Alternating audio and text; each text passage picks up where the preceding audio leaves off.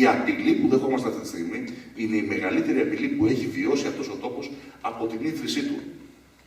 Και από αυτή την απειλή δεν θα σωθεί, εάν δεν το σώσουμε εμείς αυτόν τον τόπο.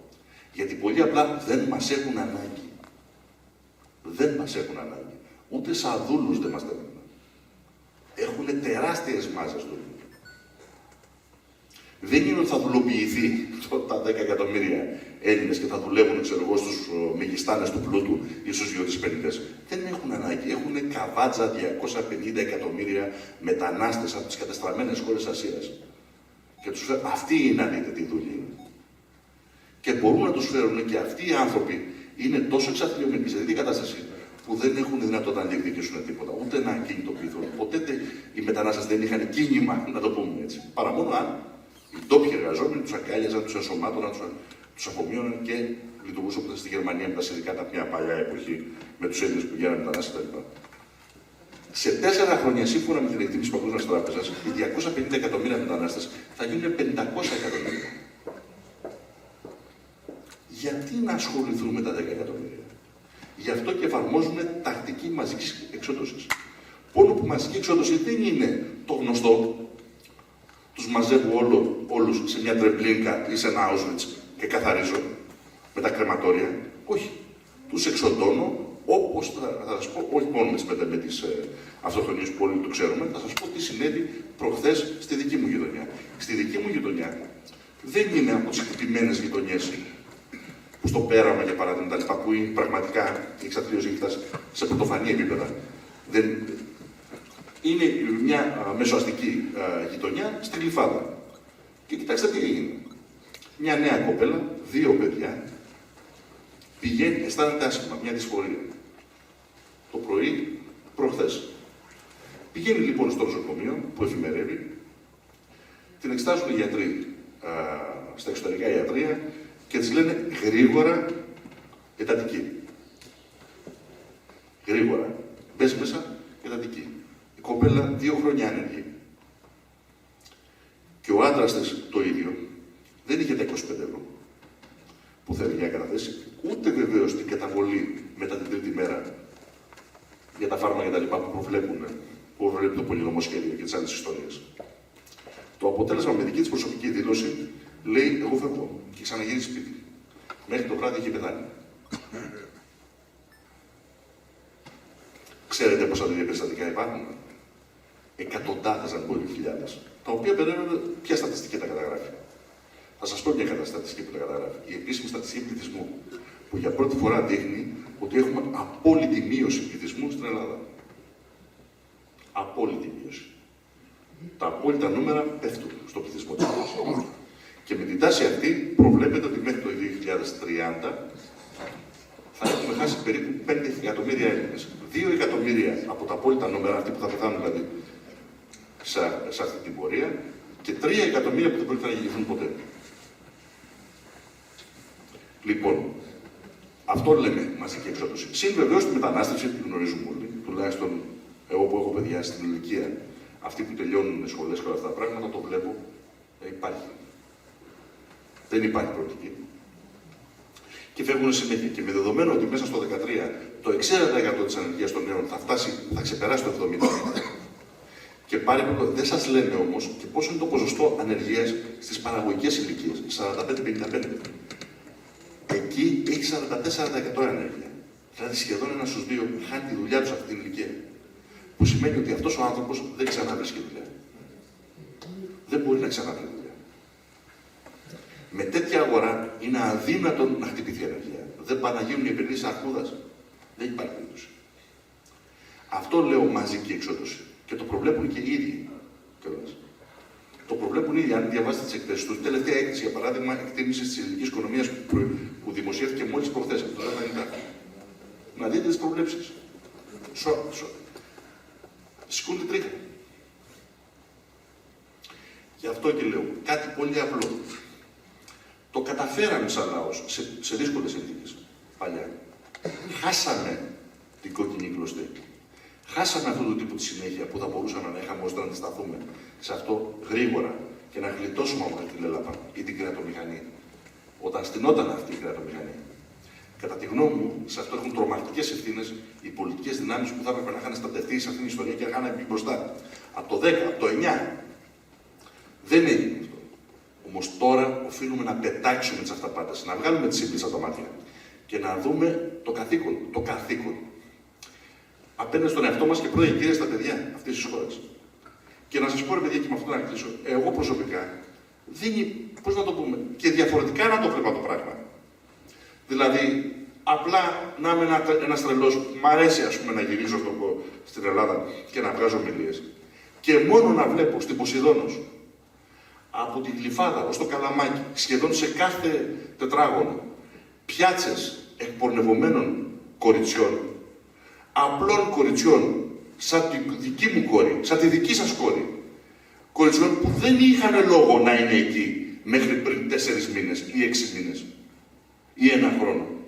Και αυτά τα ακούσματα να πληθαίνουν σε βαθμό όπου η ίδια η Ιντερπόλ να βγάζει έκθεση και να ζητάει από την Ιταλική αστυνομία να φράξει και να ελέγχει τα καράβια που έρχονται από την Ελλάδα, γιατί φέρνουν στρατιές πορνών προς την Ευρωπαϊκή Ένωση και την ίδια στην Ιταλία, γιατί οι Ελληνίδες πρέπει να εκπορνευτούν εκτός Ελλάδας, γιατί δεν φτάνει, ο τζίρος δεν είναι ικανός, το εισόδημα έχει πέσει. Οπότε γίνεται χαμός εκεί πέρα. Καταλαβαίνουμε ότι δεν είναι δυνατόν να αφήσω εγώ την κόρη μου να καταλήξει εκεί.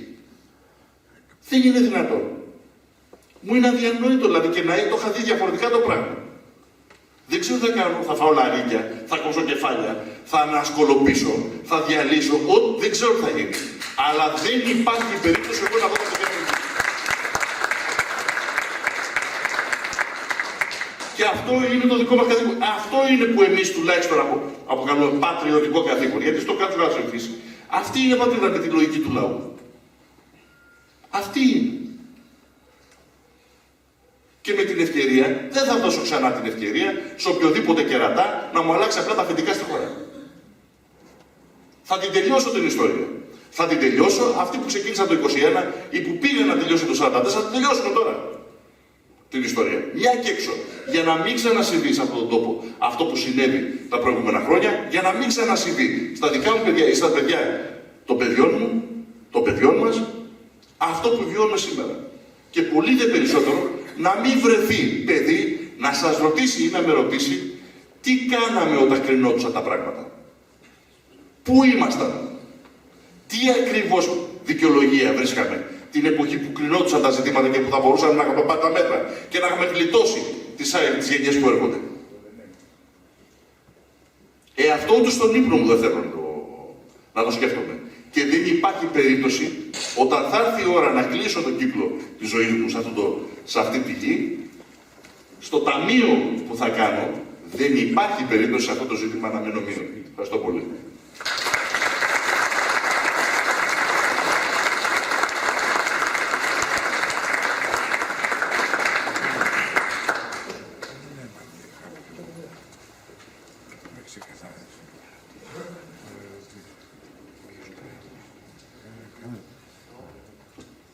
Θα έρθει κάποιος επάνω, να διευθύνει κουβέντα, δηλαδή περισσότερο είναι διευθύνει. Θα αρχίσουν οι ερωτήσεις, αν θέλετε, θα γραφτεί να πάει για σειρά προτεραιότητας.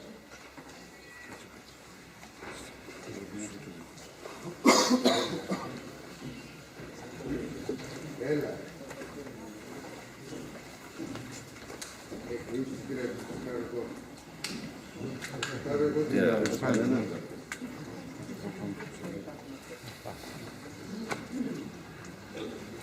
Όποιος θέλει,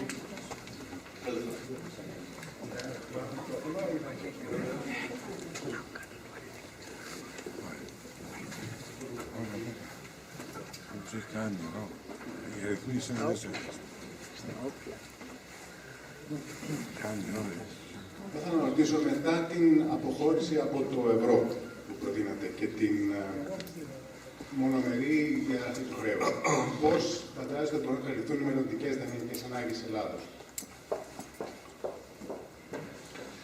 καταρχήν σας είπα ότι η ελληνική οικονομία δεν έχει τρομακτικές δανειακές ανάγκες. Οι δανειακές ανάγκες της 50-ετίας περίπου της δραχμής ήταν 6 δισεκατομμύρια συσσωρευτικά. Αστείων ποσών. Δηλαδή αυτό μπορούσε να καλυφθεί και καλυπτόταν άνετα από την εσωτερική αποταμιευτική αγορά. Με την ένταση εντόπων γραμματείων. αν θέλετε. Όπως κάνει τώρα το ελληνικό κράτος. Δεν το κάνει. Μόνο που τώρα το κερδοσκοπούν οι τράπεζες, ντόπιες ή ξένες. Σε μια αγορά, σε μια οικονομία που ελέγχονται τα οικονομικά της σύνορα, δηλαδή που δεν υπάρχει ελευθερία κίνησης κεφαλαίου, η αποταμιευτική αγορά, η άντληση κεφαλαίων από την αποταμιευτική αγορά με έντονα γραμμάτια, παράδειγμα, μας προσφέρει το επιπλέον καλό, την παρενέργεια, το ότι αυτό μεταφράζεται σε χρήμα μέσα στην δημόσια αγορά. Αναγκαστικά δηλαδή, αυτός που παίρνει το έντοκο γραμμάτιο για να κερδίσει, ο αποταμιευτής ή ο επενδυτής, ο εισηγοεγόριος, που θέλει να κερδίσει με το έντοκο γραμμάτιο, αναγκαστικά θα το επανεπενδύσει στην ελληνική οικονομία. Δεν μπορεί να το επενδύσει πουθενά. Με αυτόν τον τρόπο έτσι τα καλύπτουν. Βεβαίως, δεν πάμε στη λογική το να έχουμε μόνιμα έλλειμμα. Η λογική είναι να έχεις έλλειμμα, τουλάχιστον για αυτά τα πρώτα 5 χρόνια, σκόπιμα, με σκοπό να αυξήσεις τον προϋπολογισμό δημοσίων επενδύσεων. Αυτή τη στιγμή, για να φρενάρουμε την ανεργία, πρέπει να ανέβουν οι επενδύσεις στα 20 δισεκατομμύρια. Είναι περίπου στα 11. Ποιος θα το κάνει αυτό? Το δημόσιο, δεν υπάρχει κανένας άλλος. Υπάρχει ιδιωτική πρωτοβουλία που να μπορεί να σηκώσει τέτοιο βάρος. Και όταν σε βρει στα μπόσικα, αυτός που έχει και μπορεί να επενδύσει, θα σε χτίσει κανονικά, όπως γίνεται αυτή τη στιγμή. Με αυτή τη λογική, λοιπόν, το δημόσιο οφείλει να σηκώσει το κύριο βάρος της επενδυτικής προσπάθειας ανοικοδόμησης της χώρας. Σχέδια τέτοια υπάρχουν. Και για την αξιοποίηση του ιδιωτικού πλεονεκτημάτων και του ορεικτού πλούτου κτλ. Πώς θα χρηματοδοτηθεί? Με το εγχώριο νόμισμα. Προσέξτε να δείτε τώρα. Θα σας πω ένα ακραίο παράδειγμα για να καταλάβετε τι μπορεί να γίνει. Όταν εκδίδεις ένα νόμισμα, το δικό σου νόμισμα, και αυτό μετατρέπεται σε εισόδημα, θέσεις εργασίας, προστιθέμενη αξία στην οικονομία νέων προϊόντων που παράγεται, δηλαδή στην πραγματική οικονομία, στην παραγωγή κατά κύριο λόγο, και επενδύσεις κυρίως στην παραγωγή, τότε το νόμισμα αυτό, όσο και να κόψεις, το νόμισμα αυτό δεν δημιουργεί πληθωρισμό. Και ταυτόχρονα η αξία του σταθεροποιείται. Θα σας πω ένα παράδειγμα, ακραίο, ιστορικό, δεδομένο παράδειγμα, αλλά την εποχή της Δημοκρατίας Βαϊμάρης, που είναι πολύ της μόδας, θα τα συζητάνε διάφοροι. Λοιπόν, υπήρξε υπερπληθωρισμός και τρομακτικές υποτιμήσεις του νομίσματος. Μάλιστα, κάποιοι άσχετοι άνθρωποι τα χρησιμοποιούν ως επιχειρήματα ενάντια στο εθνικό νόμισμα. Αυτό οφειλόταν γιατί στη Γερμανία είχαν επιβάλει καθεστώς ανοιχτών αγορών, την αναγκάζαν να πληρώνει σε χρυσό τις πολεμικές αποζημιώσεις που της είχαν επιβάλει η Αντάντ στη συμφωνία των Βερσαλιών το 19, και μόλις μετά το 1932 υπήρχε η συμφωνία της Λοζάνης, όπου της χαριζόντουσαν τα χρέη και μάλλον σταματούσε η πληρωμή των χρεών, προκειμένου οι Αμερικανοί να δημιουργήσουν μια αποθήκη επενδύσεων για τη δική τους οικονομία, ο πληθωρισμός εξαφανίστηκε. Τότε το κράτος εξέδωσε νόμισμα για πρώτη φορά, μέχρι τότε ήταν ιδιωτικό το νόμισμα στη Γερμανία, και καθώς ήρθαν οι Γερμανοί οι Ναζί στην εξουσία το 1933, τι κάνανε? Κόψανε 12,5 φορές περισσότερο χαρτονόμισμα από ό,τι είχε κόψει στην προηγούμενη δεκαετία η γερμανική οικονομία. Ωστόσο, ο πληθωρισμός στην ναζιστική Γερμανία ήταν σχεδόν μηδενικός. Γιατί? Γιατί όλο αυτό το χαρτονόμισμα του Reichsmark, του ναζιστικού Reichsmark, πήγαινε στην παραγωγή. Ποια παραγωγή? Πολεμικού υλικού. Προετοιμαζόταν για τον πόλεμο, έτσι. Αλλά και μόνο το γεγονός ότι πήγαινε στην παραγωγή, δημιουργούσε θέσεις εργασίας και εισόδημα στη βάση των θέσεων εργασίας, σταθεροποιούσε το νόμισμα. Δεν σημαίνει ότι πάμε να κάνουμε το ίδιο πράγμα. Προς Θεού, απλά σας λέω ένα ακραίο παράδειγμα, σε άλλη τελείως φιλοσοφία, το πώς μπορεί να φέρει την ισορροπία στο νόμισμα. Αυτοί που έχουν ασχοληθεί με τα νομισματικά το ξέρουν αυτά τα πράγματα, είναι αλφαβήτα. Το ίδιο μπορεί να γίνει στην ελληνική οικονομία. Αν δηλαδή κόβουμε νόμισμα και χρηματοδοτούμε την άνοδο των εισοδημάτων του ελληνικού λαού, ειδικά των κτηνιακών στρωμάτων, των ασθενέστερων στρωμάτων, και ταυτόχρονα αυτό ισοδυναμεί με αύξηση του τζίρου στην εσωτερική αγορά, επενδύσεις στην παραγωγή, αύξηση της παραγωγής, και ταυτόχρονα αύξηση παραγωγικότητας της ελληνικής οικονομίας με κατάλληλες επενδύσεις στην υποδομή, τεχνολογία κτλ. Όσο και να κόψεις νόμισμα, το νόμισμα θα είναι σταθεροποιημένο, υψηλής αξίας ή στην αξία που θα το θέλεις εσύ να είναι, και χωρίς έντονες πληθωριστικές πιέσεις. Ακόμη και αν έχεις το κράτος με έλλειμμα. Αυτό το απέδειξε η πορεία της κυπριακής οικονομίας μετά την τουρκική εισβολή. Μετά την τουρκική εισβολή το 1974 και τον Αττήλα το 1975, τους δύο Αττήλες, ήταν κατεστραμμένη η κυπριακή οικονομία. Όποιος ξέρει, ας πούμε, τουλάχιστον έχει γνώση ή έχει μελετήσει το θέμα, ολοκληρωτικά κατεστραμμένη. Με παρέμβαση του κράτους, κρατικοποιώντας επιχειρήσεις και μια σειρά άλλα πράγματα. Και με ένα ελληματικό κράτος, το οποίο κράτησε περίπου μια δεκαετία, ισορρόπησε η οικονομία με αποτέλεσμα αυτή η οικονομία να έχει ένα από τα πιο ισχυρά νομίσματα διεθνώς, την Κυπριακή Λίρα, η οποία και βεβαίως πολύ χαμηλούς δείκτες χρέους και εξαφανισμένους δείκτες ελλημάτων, είτε εξωτερικών είτε δημοσιονομικούς δείκτες. Μέχρι που κάποια ωραία πρωία σκεφτήκαν να μπουν στο ευρώ. Βεβαίως, δεν μπήκανε γιατί κάνανε λάθος.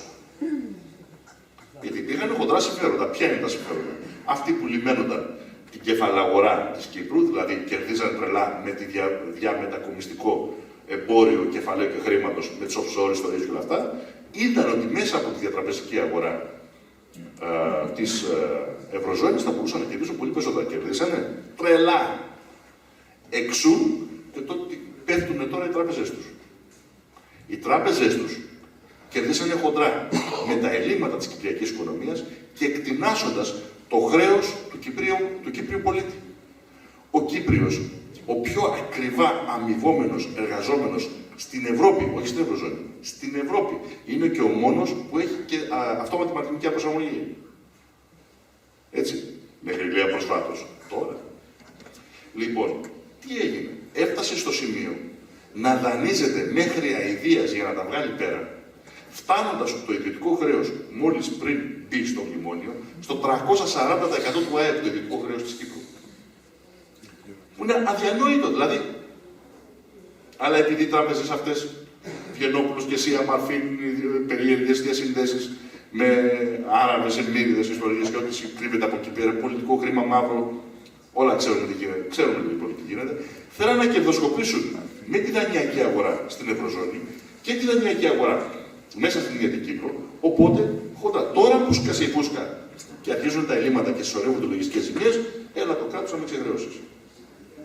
Και έτσι μπαίνει στον Κιζδάνη η Κύπρος, όπως ακριβώς μπήκε η Ελλάδα, χωρίς να δικαιολογεί τα οικονομικά της δεδομένα της Κύπρου. Δεν τη δικαιολογούν ούτε μνημόνια, ούτε δανειακές συμβάσεις, ούτε τίποτα. Αλλά τη βάζουν μέσα σε αυτήν την ιστορία προκειμένου να στηριχτεί η τράπεζα.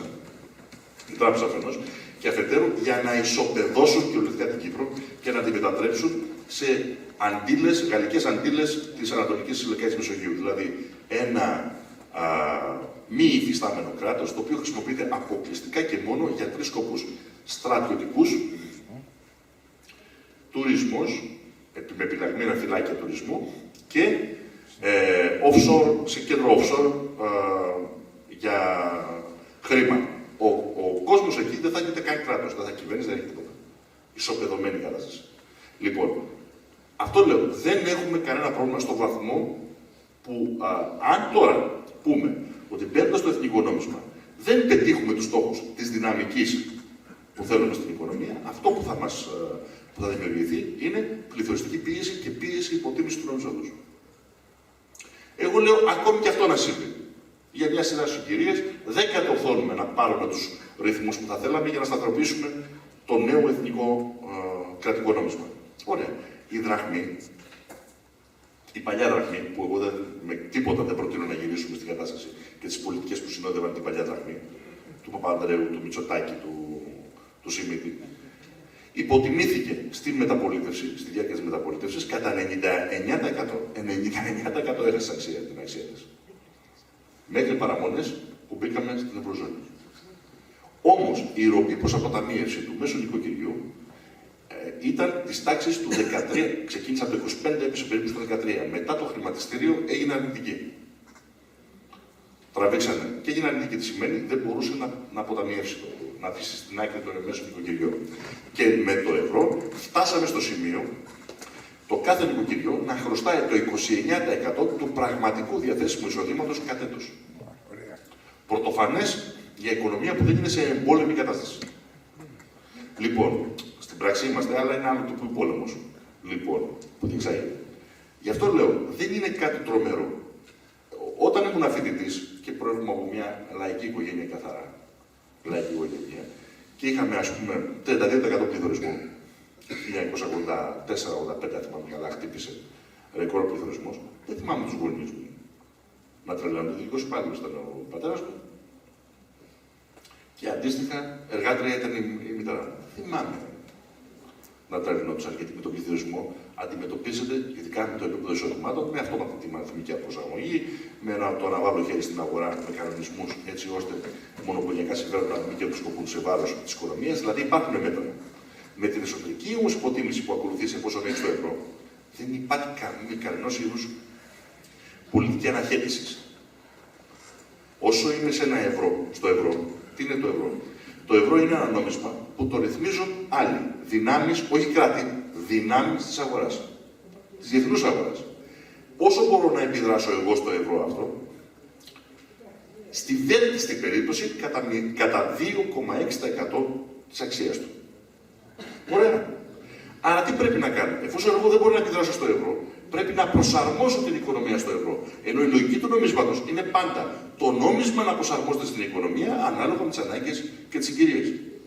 Για να προσαρμοστώ εγώ λοιπόν στο ευρώ, πρέπει να βάλω χέρι στις αξίες της οικονομίας. Να κόψω μισθούς, συντάξεις, να τσακίσω, να ανασκολοποιήσω, ό,τι μπορώ. Γι' αυτό και λένε οι τραπεζίτες, εφόσον είμαστε νομισματική ένωση και έχουμε κοινό νόμισμα, μόνο ένας τρόπος υπάρχει. Εσωτερική υποτίμηση. Για να είναι εσωτερική υποτίμηση, αυτό που είπα προηγουμένως. Δεν έχουν άδικο. Μέχρι τώρα, όσοι υποστηρίζουν ότι μέσα στο ευρώ μπορούμε να έχουμε επεκτατική πολιτική, δηλαδή άνοδο στα εισοδήματα, αναδιανομή εισοδήματος, εθνικοποιήσεις, παραγωγική ανασυγκρότηση, επενδύσεις και τα ρέστα, κανένας από αυτούς δεν μας εξηγήσει